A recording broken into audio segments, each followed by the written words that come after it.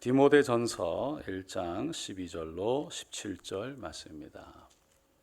나를 능하게 하신 그리스도 예수 우리 주께 내가 감사함은 나를 충성되이 여겨 내게 직분을 맡기심이니 내가 전에는 비방자요 박해자요 폭행자였으나 도리어 긍휼을 입은 것은 내가 믿지 아니할 때에 알지 못하고 행하였습니다.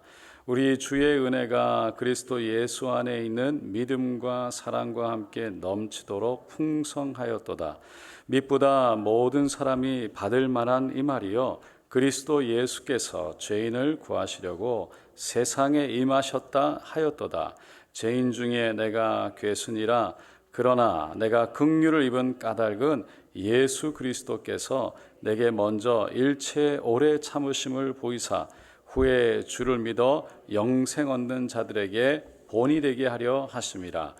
영원하신 왕 곧 썩지 아니하고 보이지 아니하고 홀로 하나이신 하나님께 존귀와 영광이 영원 무궁하도록 있을지어다. 아멘. 저는 오늘 디모데전서 1장 12절로 17절 말씀을 통해서 부르심의 힘이라는 제목으로 함께 은혜를 나누고자 합니다.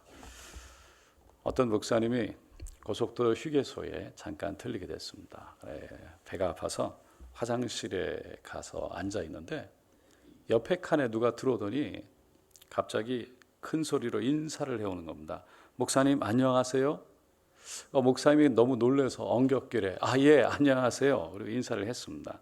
생각으로는 목사는 화장실에 있어도 알아보는 사람이 있네. 그러는데 또 질문을 해오는 거예요. 목사님 점심 식사하셨어요? 그래서 예, 일 보고 나가서 식사하려고요. 그랬더니 갑자기 조용해졌어요. 그러더니 그 사람이 갑자기 목사님 제가 전화 끊겠습니다. 이상한 사람이 자꾸 옆에서 말 걸어오네요. 여러분 누가 부른다고 다 대답할 수 있는 건 아니죠. 세상에는 두 가지의 목소리가 있다라는 얘기가 있습니다. 하나님의 부르시는 목소리가 있는가 하면 사단의 유혹하는 목소리가 있다는 거예요. 하나님의 부르심에도 두 가지가 있습니다. 첫 번째는 구원으로 부르십니다. 여러분 우리가 예수를 통해 구원으로 부름 받은 줄로 믿습니다. 먼저 구원으로 부름 받은 사람들은요 하나님이 선택하셔서 부르셨기 때문에 그 다음에 세컨드 부르심을 주십니다. 그게 뭐냐면 직분을 주시는 거예요. 일꾼으로 부르시는 거예요. 오늘 본문 말씀에서 말하는 이 부르심이라는 것은요 두 번째 일꾼으로 부르시는 부르심이에요. 12절에 보니까 나를 능하게 하신 그리스도 예수 우리 주께 내가 감사함은 나를 충성되이 여겨 내게 직분을 맡기심이니라고 말합니다. 직분을 맡기셨다. 사도 바울은 자신에게 직분을 주시고 부르신 분은 예수 그리스도시다 라고 대답을 합니다. 여러분 이게 너무 중요한 거예요. 여러분 우리가 이 자리에 앉아 있는 것도 예수님이 부르셔서 와 있는 줄로 믿습니다. 우리가 불러서 온 것은요 예수님의 부르심이라는 거예요. 이것을 모르면 내가 누군지를 모르기 때문에 내가 무엇을 해야 되는지 몰라요. 여러분 하나님의 일을 함에 있어서 이 부르심이라는 건 너무 중요한 거예요. 그래서 늘 직분을 맡은 사람들에게 강조하는 것이 뭔가 내가 뭘 잘해서가 아니라 내가 내 능력으로가 아니라 누가 뭘 어떻게 해줘서가 아니라 가장 먼저 하나님이 나를 불러주셨다는 거예요. 하나님이 맡겨주셨다는 거예요. 하나님이 나에게 이 일을 주셨다는 거예요. 하나님이 부르셨다는 걸 모르면 어려움이 오고 힘들 때 우리는 늘 마음이 왔다 갔다 하잖아요. 근데 그때 하나님이 나에게 불러주셨다. 하나님이 주셨다는 걸 모르면 두 가지 일어납니다. 첫째, 내 힘으로 했다면 금방 교만해지겠죠. 내가 한 거야. 내 힘이야. 내가 그래서 잘해서 사람들이 해주는 거야. 금방 교만해질 거예요. 그러니까 하나님이 했다는 걸 모르면 두 번째, 나는 아무것도 못하는데 늘 자기 자신을 비하거나 자기 자신을 낮춰서 자신감이 없어지는 거죠. 그래서 그냥 스스로 내가 하나님이 부르신 게 아니고 스스로 부끄러운 거죠. 내가 하겠다. 양심이 내가 나선다. 내 양심이 결국은 그것을 허락하지 않기 때문에 스스로 속에서는 부끄러운 거예요. 여러분, 우리가 하나님의 일을 함에 있어서 부르신다는 게 두 번째로 중요한 이유가 뭐냐면 하나님이 부르시면 하나님이 책임지시고 부르심에 대한 능력과 권세와 필요를 채워주신다는 것입니다. 그래서 하나님이 부르신 목적을 우리를 통해서 이루신다는 거예요. 아브라함을 보면 알 수 있어요. 아브라함 매우 평범한 사람이었어요. 아버지 데라 우상을 팔던 사람이었어요. 그런데 하나님이 부르시니까 갈대아 우를 떠나게 됩니다. 그리고 약속의 땅 가나안 땅에 들어가서 믿음의 조상 아브라함, 이스라엘 백성의 아버지가 된 것이죠. 모세도 스스로 자기가 지도자가 되기를 바랬어요. 애굽에서 그 이스라엘 백성들을 구원하기를 바랬어요. 그런데 애굽 사람을 쳐서 죽이는 바람에 광야로 도망갔죠. 그리고 40년을 그야말로 노바디로 아무것도 모르는 사람으로 지내야 했던 거죠. 아무도 몰라주는 아무것도 아닌 평범한 사람. 그런데 하나님이 호렙산에서 떨기나무 불꽃 가운데 부르셨을 때 모세의 인생이 변한 줄로 믿습니다. 하나님이 불러서요, 모세는 스스로 자기가 갈 수 없습니다, 할 수 없습니다, 바로 앞에 나갈 수 없습니다 5번이나 거절하고 거절했지만 하나님이 부르시니, 하나님이 인도하셨으니 하나님이 그에게 능력을 주시고 그에게 입술에 말을 주시고 말을 할 수 있는 아론을 붙여주셔서 출애굽을 이루신 줄로 믿습니다. 다윗 왕도 마찬가지였죠. 누가 다윗이 왕이 될 거라고 생각했겠습니까?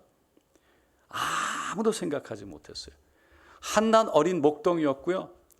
아버지도 엄마도 생각지 못했고 그 형들도 전혀 다윗을 귀하게 보지 않았어요. 아무도 다윗을 특별하게 보지 않았어요. 매우 평범한. 그런데 하나님이 다윗을 사무엘 통해서 부르시고 기름 부었을 때 결국은 이스라엘 왕이 되는 길로 하나님이 이끌어 가시는 겁니다. 그러니까 우리가 하나님의 부르심을 받게 되면요, 반드시 하나님의 목적이 있는데 그 목적을 이룰 수 있도록 하나님이 이끌어 가신다는 거예요. 그런데 가장 먼저 그 하나님의 부르심의 목적을 이루기 위해서는 부르심을 받아야 된다는 거예요. 할렐루야. 그 부르심이 있어야 돼요. 지난번에도 제가 한번 설교할 때 어느 분이 은혜 받고 가다가 우리 아들 목사 시킬까? 네, 했다고 그러는데 할렐루야. 잘 생각해야 된다 그랬어요. 여러분, 부르심이 있어야 돼요. 부르심이 없으면 본인도 힘들고 주위에 있는 사람들도 힘든 거예요. 분명한 부르심이 있어야 돼요. 옛날에는요, 제가 미국에서 오자마자는 청년들 보고 다 신학 가라고 그랬어요. 다 신학해라. 요즘에는 아니다. 분명한 부르심이 있어야 된다. 괜히 고생하지 마라. 가서도 고생하고 주위 사람 힘들게 한다. 여러분, 하나님의 부르심을 받는 게 너무 중요한데, 그러면 어떤 사람이 하나님의 부르심을 받을까요? 첫째로 하나님의 부르심을 받는 자는 무엇보다 하나님의 은혜를 깨닫는 사람인 줄로 믿습니다. 12절에 보면 자신이, 사도 바울이 하나님께 부르심을 받은 직분을 받았다. 그리고는 13절에 그 다음 절에 이렇게 얘기를 해요. 내가 전에는 비방자요, 박해자요, 폭행자였으나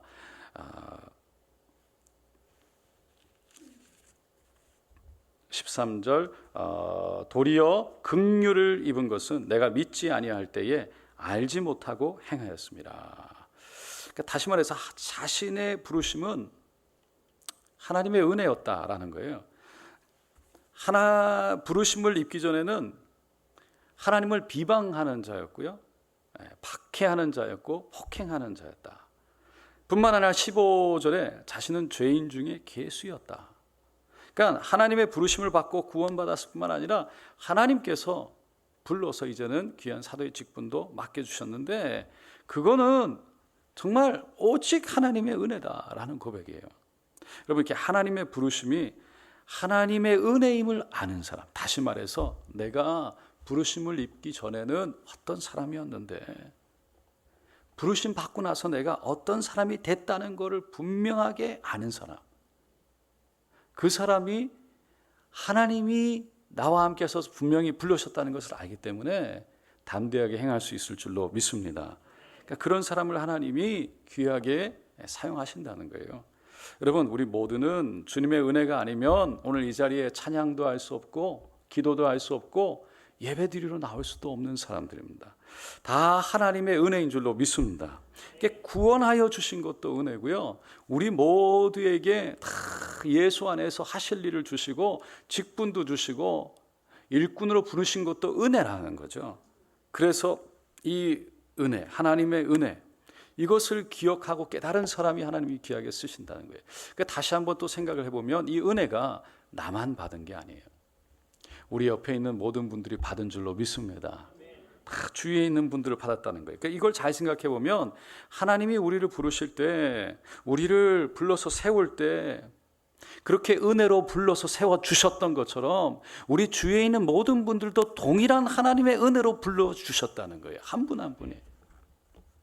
그러니까 하나님의 부름을 받아서 구원받은 것은 우리의 판단, 우리의 선택에 달려있던 것이 아니라 하나님의 은혜로 된 것이고, 우리가 직분을 받아 하나님께서 일꾼으로 세운 것도 우리가 어떤 능력이 있어서 세운 것이 아니라 하나님의 은혜로 세웠다는 거예요. 그래서 우리가 교회에서 일꾼을 세우는 것 또한 분명히 인격과 자질에 대해서 반드시 검증하는 과정을 거치는 것도 맞지만, 우리가 생각하는 기준에 의해서 다 세워지는 것이 아니라 하나님의 은혜로, 어떻게 세워지든 하나님의 은혜로 세워진 거예요.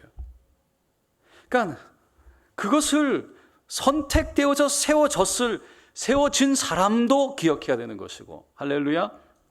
그리고 함께 주위에 있는 모든 사람도 그 사람을 바라보면서 그거를 기억해야 된다는 거예요. 다시 말해서 하나님의 은혜 안에서 선택받아서 우리가 완벽해서 세워진 것이 아니라, 우리가 온전해서 세워진 것이 아니라, 세워질만 해서 세워진 것이 아니라 하나님의 은혜로 세워졌다는 것을 다 우리가 붙들어서 서로 용납하고 서로 붙들고 이해하고 기도하며 세워 나가야 한다는 것입니다. 성경은 사도 바울에 대해서 사도행전 8장 3절에 그는 교회를 크게 파괴하고 집집마다 들어가 남자와 여자를 끌어다가 감옥에 넘겨주는 자더라. 고린도전서 15장 9절에 이는 내가 사도들 중에서 가장 작은 자이기 때문이라. 내가 하나님의 교회를 핍박하였으므로 사도라 일컬음을 받기에 합당치 못한 자로 돼. 사도 바울이요, 자기가 부르심을 받기 전에 어떤 자였는지를 이렇게 고백하고 있어요. 스스로 내가 하나님의 은혜가 아니면 내가 이렇게 될 수 없다고. 근데 많은 사람들이 어떤 직분을 맡게 됐고 어떤 자리에 올라가면 다 스스로 그 자리에서 하나님의 은혜는 사라지고 주어진 권세와 권력을 스스로 세워 나가려고 하는 사람들이 있는 것 같아요. 그게 아니라는 거예요. 하나님이 쓰시는 사람은요, 부족함에도 불구하고 쓰신다는 거예요. 그거를 직분을 받은 사람들이 반드시 기억해야 된다는 거예요. 늘 기억해야 된다는 거예요. 그래야 하나님이 계속 쓰시는 거예요. 그 말은요, 하나님이 쓰실 때는 반드시 위에서부터 오는 기름 부음과 옆에서부터 오는 기름 부음이 있어야 되는 거예요. 위에서만 기름 부었다고 해서 쓰임 받을 수 있는 것이 아니라 옆에서 함께 더불어 기름 부어 더불어 함께 살아가면서 함께 갈 수 있어야 하나님의 일을 감당할 수 있어요. 그런데 스스로 자기가 조금이라도 하나님의 은혜를 잊어버리고 자기의 것을 자기가 스스로 드러내려고 그러면 사람들이 바보가 아니거든요. 다 알아요. 금방 표가 납니다. 말을 안 할 뿐이지. 그래서 더불어 갈 수가 없고, 그런 사람들을 서로 그래서 조금 더 기다려야 되겠다, 저 사람을 세우려면. 세워주질 않는 거예요. 그래서 하나님의 기름 부으심과 사람들의 기름 부으심이 일어나야 결국은 일이 되는데, 그래서 처음에 하나님의 부르심과 소명을 받더라도 그 하나님의 은혜라는 걸 잊어버리는 순간 사람들의 기름 부으심이 떠나가는 거죠. 그래서 귀하게 쓰임받지 못한다는 거예요. 그걸 늘 기억해야 됩니다. 그래서 구원과 직분, 오직 하나님의 은혜라는 것을 깨닫고 은혜 안에 우리가 살아가는 저 여러분 되시기를 예수님의 이름으로 축원드립니다. 두 번째로 소명을 깨달은 사람은 16절에 그러나 내가 긍휼을 입은 까닭은 예수 그리스도께서 내게 먼저 일체 오래 참으심을 보이사 후에 주를 믿어 영생 얻는 자들에게 본이 되게 하려 하심이라 라고 그랬어요. 사도 바울은 그런 죄인인 자신에게 하나님이 은혜를 허락하신 이유가 있다. 그것은 다른 것이 아니라 다른 사람들이 구원을 받는데 본이 되게 하려 합니다 라고 말하고 있어요. 그러니까 하나님이 부르시게 되면요, 그냥 부르시잖아요. 일을 주시는 데는, 직분을 주시는 데는 분명한 목적이 있어요. 이유가 있다는 거예요. 그 목적을 깨닫고 그것을 이루기 위해서 자신에게 맡겨진 사명을 감당하려고 몸부림치는 사람을 하나님은 들어 사용하는 줄로 믿습니다. 음악가 프리츠 크라이슬러라는 사람이 있습니다. 연주를 마쳤을 때 한 젊은 음악가가 그의 손을 꽉 잡고 이렇게 훌륭한 연주를 하실 수 있냐 극찬을 하면서 저도 선생님처럼만 연주할 수 있다면 제 자신을 기꺼이 바칠 수 있을 것 같습니다. 너무 부러웠어요. 그러니까 프리츠 크라이슬러라는 사람이요 이렇게 대답을 했어요. 오늘 제 연주는 지금까지 제 자신을 바친 결과입니다. 그렇지만 나는 당신이 음악을 위해 자신을 바칠 때 왜 무엇을 위해 자신을 바치고자 하는지를 잊지 않기를 바랍니다. 그러니까 그는 음악이 잘 되고 멋있는 음악이 연주되어지는 것도 중요하겠지만 그러기 위해서 가장 먼저 왜 그렇게 음악을 연주할 수 있어야 되는지에 대한 소명과 목적을 알아야 된다는 거죠. 그렇지 못하면 그런 경제, 그런 목적이 없다면 그 어려운 과정 속에 그것을 뚫고 지나갈 목적이 없다면 그것을 이기고 지나갈 이유가 없기 때문에 그런 경제에 올라갈 수 없을 뿐더러 그 경제에 올라가려고 하는 그 목적을 모르면 올라가서도 허무와 험한 가운데 빠진다는 거예요. 왜? 여러분 세상에 수많은 사람들이요 열심히 살긴 살아요. 근데 순간 열심히 사는데 푹 빠져가지고 왜 열심히 살아야 되는지, 왜 열심히 공부를 해야 되는지 잊어버리고 살아요. 그래서 순간 자기가 갖고 싶은 거, 이루고 싶은 거, 그것을 위해서 가다가 그게 다 채워지고 만족되어지는 순간 내가 이게 별거 아니라는 걸 깨닫는 순간 요거 가지려고 내가 이렇게 많은 거를 헌신하고 희생하며 여기까지 왔는가? 라는 허무가 오면서요. 내가 왜 힘들지만 그 길로 왔는지를 모르면, 왜 힘들지만 그렇게 섬겼는지, 왜 자신을 드렸는지를 모르면 가고 나서 내가 이렇게 안 했어도 될 것 같은데, 그렇게 안 갔어도 됐을 것 같은데 왜 내가 그렇게 내 삶을 재미없게 아무것도 보지 못하고 주위도 못 돌아보고 그냥 이러고 살았을까? 이게 단가? 아, 내가 이럴 줄 알았으면 조금 더 놀 걸, 아니면 또 다른 길로 가볼 걸. 다른 사람의 인생의 길이 더 좋아 보이는. 어느 길로 갔던 내가 그 길로 가는 데에 분명한 목적, 하나님의 부르심을 모르면, 하나님의 부르심의 이유를 모르면 아, 이 길 말고 다른 길로 갔을 걸. 꼭 후회가 남는 거예요. 우리가 섬김에 있어서 열심히 섬겨요. 성령의 부르심, 성령의 불 가운데 열심히 섬겨요. 그런데 내가 그것을 섬기는 목적을 잃어버리는 순간, 목적을 모르고 가버렸던 그 순간, 인생이란 건 한 번 가면 돌아오지 않기에 나이가 들면 늘 돌아보게 되는 것이죠. 그래서 왜 내가 이 길로 왔는가? 많은 분들이 그런 얘기를 하시더라고요. 어떤 분들이, 많은 분들은 아니고요, 나이가 들어가지고 많이 드셔서 내가 왜 이 사람하고 결혼했나? 할렐루야. 결혼할 때 목적이 이유가 있었는데 까먹었어요. 살아가다가 그 나중에 가서 아휴, 내가 이 사람하고 결혼, 괜히 후회가 되는 거예요. 왜? 분명한 그때 결혼할 때 가졌던 마음속에 꿈과 사랑이 그래서 후회만 남는다는 거예요. 어느 길로 갔다. 그거는 누구를 결혼했던 마찬가지예요. 어느 길로 갔던 마찬가지예요. 분명한 목적이. 프리처 크라이슬러 이분은요, 음악을 참 열심히 했는데 하나님과 이웃을 섬기는 그것에 자기의 시간과 재능과 노력과 정성과 물질을 바쳤다라고 말합니다. 오늘 17절에 보니까 사도 바울도 영원하신 왕, 곧 썩지 아니하고 보이지 아니하고 홀로 하나이신 하나님께 존귀와 영광이 영원 무궁토록 있을지어다. 아멘. 여러분, 우리가 오늘 이 자리에 있는 것도 주를 위해, 할렐루야. 우리가 섬기는 것도 주를 위해. 그게 아니고 누구를 위해라고 하면, 누구 때문에라면요, 사람에게 상처받을 수 있어요. 언제든지.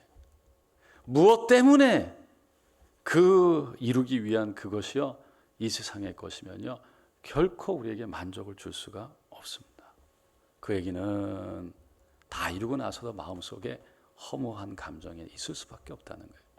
그러나 영원하신 주를 위해서 우리가 살고 드린 것은요, 영원할 줄로 믿습니다. 사도 바울은 사람이 창조된 것은 오직 하나님을 위해서라는 사실을 알고 있었어요.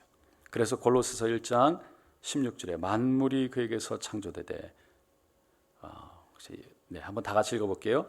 만물이 그에게서 창조되되 하늘과 땅에서 보이는 것들과 보이지 않는 것들과 혹은 왕권들이나 주권들이나 통치자들이나 권세들이나 만물이 다 그로 말미암고 그를 위하여 창조되었고, 누구를 위해서요? 그분을 위해서. 할렐루야. 믿으십니까? 미국의 스탠다드 석유회사의 극동 지역에 이 담당 대리를 구하게 됐습니다. 그런데 구하다가 별로 이렇게 사람을, 그때 아주 옛날이니까 구할 수가 없어서 그 지역에 오래 살고 문화와 언어가 능통했던 선교사님을 한 분을 찾게 됐어요. 그분이 적격자였어요. 그래서 그 선교사님에게 파격적인 연봉을 주겠다고 제안을 했습니다. 그러면서 우리 회사에서 좀 일을 해달라고. 근데 선교사님이 거절을 했어요. 회사가 당황을 했습니다. 그래서 연봉이 좀 적어서 그런 줄 알고 연봉을 2배 반을 올려서 제시를 했어요. 이 정도면 되겠습니까? 일을 해 주십시오. 선교사님이 거절했습니다. 다급해진 회사가 5배를 올려서 제시를 했어요. 그런데 여전히 거절했습니다.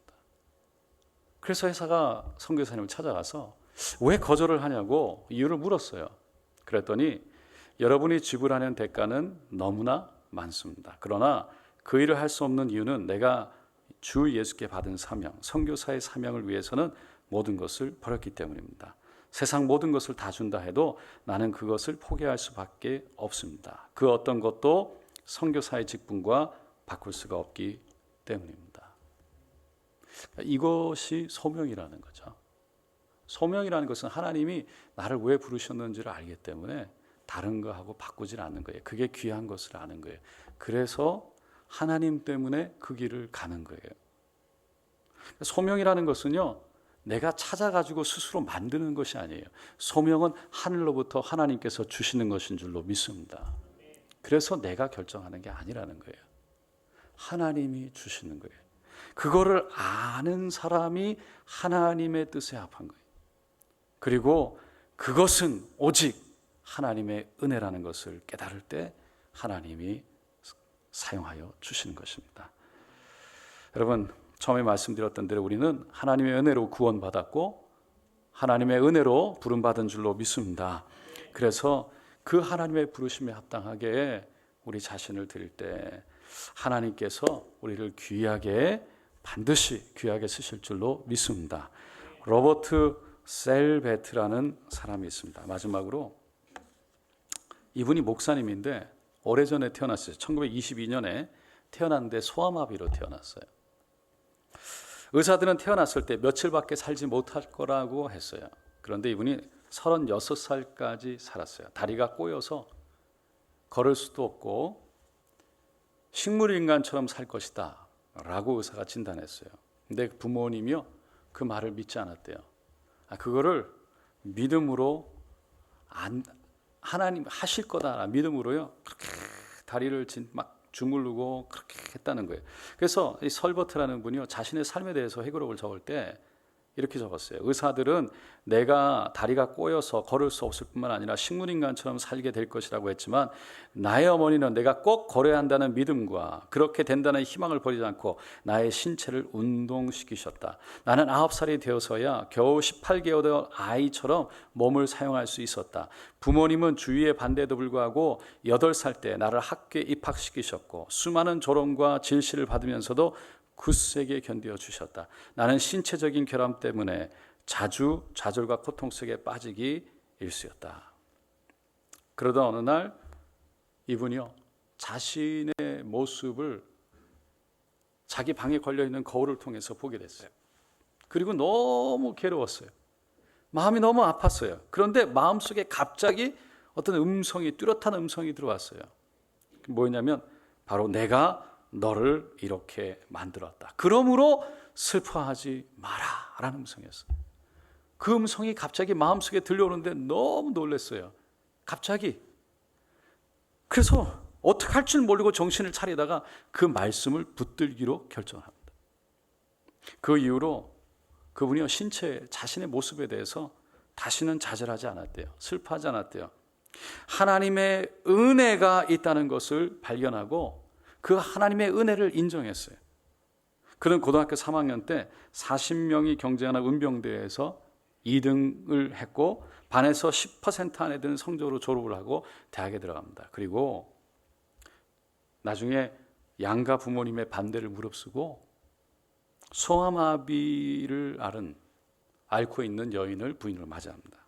그리고 결혼 후에 여전히 많은 사람들의 조롱과 손가락질 속에 내성마비를 앓은 아이들만 모아가지고 가르치기 시작했어요. 그리고 사우스 이스턴 성서대학을 졸업하고 목사가 됩니다. 그러면서 그 지역의 여러 신문과 교단지, 영적 기사들을 썼고요. 버밍햄 교회의 담임 목사가 되어서 심호했고 버밍햄 장로회 의장으로 일하기로 했어요. 그러면서도 결국은 36살 젊은 나이로 세상을 떠나게 됩니다. 근데 그의 덕망, 인격, 그 절망을 모르는 그의 삶을 통해 많은 사람들에게 소망과 희망을 줬던 그의 삶을 통해서 버밍햄 수많은 시민들이 그의 죽음을 슬퍼했다는 거예요. 로버트 설베트 목사님 그 삶이 그렇게 변화될 수 있었던 것은 그 마음속에 하나님의 음성, 바로 내가 너를 그렇게 만들었다. 다시 말해서 나에게 다 이유가 있다. 나에게 다 목적이 있다. 너를 통해서 내가 계획한 것이 있다. 너를 통해서 일하기를 원하는 것이 있다. 이 음성을 이 로버트 목사님이 들었던 거예요. 여러분, 하나님은 우리의 부족한 모습 그대로 받아주신 줄로 믿습니다. 우리가 결코 구원받을 만해서, 우리가 하나님께 쓰임 받을 만해서 쓰임 받는 것이 아니라 그저 하나님의 은혜로 불러주셨습니다. 그럼에도 불구하고 하나님의 은혜를 깨달을 뿐만 아니라 부족함에도 불구하고 하나님은 우리를 통해서 계획하시고 목적하시는 것이 다 있다는 거예요. 그것을 믿는 믿음이 우리에게 힘이 되어지는 것입니다. 그래서 하나님의 일을 감당할 수 있게 된다는 것이, 내가 온전해서 내가 할 만해서 하는 것이 아니라 그 자체가 이미 교만이 되는 거죠. 하나님이 부르셔서 하나님의 분명한 목적과 뜻을 갖고 있기 때문에 하나님이 나를 부르셨다, 사용하신다. 이 은혜를 우리가 잊지 않아야 할 줄로 믿습니다. 고린도전서 1장 26절 27절입니다. 형제들아, 너희를 부르심을 보라. 육체를 따라 지혜 있는 자가 많지 아니하며. 예수를 따라가던 제자들 고린도 교회에 얘기하는 거예요.